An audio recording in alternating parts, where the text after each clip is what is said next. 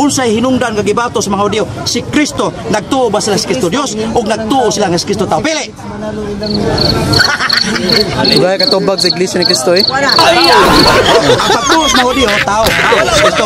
Hinungdan nga was na mo Dios. Hinungdan to. Mao ilang gibato. Dahil ang pagtuo tao lang. Kaya dili madawas Kristo Dios. Diba? Nasuko ang mga Hudiyo. Nasuko ang mga Hudiyo kay si Kristo tao. doon na sa gisulti paminaw. Nasuko ang mga Hudiyo tungod kay si Kristo, alang nila tao, apan alang sa uban Dios. Tao ral. Unsay pagtuo sa mga Hudiyo? Tinud-anay pagkastorya. Nagtuo sila sa Kristo Dios o nagtuo sila sa Kristo tao? Tao ra. Tao ra. Mao hinungdan di madawas sa Kristo Dios.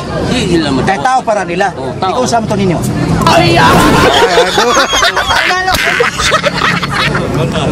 Tao ba mas namato ba naging kunyo? Ang iyong simbahan ayaw butang iglesia ni Kristo. Butangin ang iglesia kaliwat sa namato ni Kristo. Isulti si Jesus Christ. Bahay na itong mga tauhan. Ayaw sa may isulti. Gingnan na niyang mga tao. Kung si Abraham pa inyong amahan, pagkabuhaton ng tanin niyo ang mayong buhat ni Abraham. Ang iyong amahan maong yawa. Siya nga man sa pagkabakaton. Patuloy-pulit bato kay labayon na. Wanga na. Ay malara. Wanga. Asa mabasa yung isulti. Juan 8:40. Ningos Kristo, kung ang inyong amahan mo pa ang Dios, inyo unta kong higugmaon, kaya ako gikan sa Dios. Di sa gikan? Sa Diyos. Sa Dios. Angan mo sa bahon. Gikan sa Diyos. Kaya ningos Kristo, gikan ko sa Dios. Yan sa kalibutan nagpakatao, tuntuha ka. Gikan ko sa Dios. Yan sa kalibutan nagpakatao.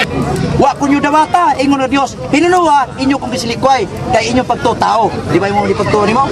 Ingon si Kristo, pinadayag 21, 5-6-7. Sa maabot ng panahon, kamo mahimo na kong anak.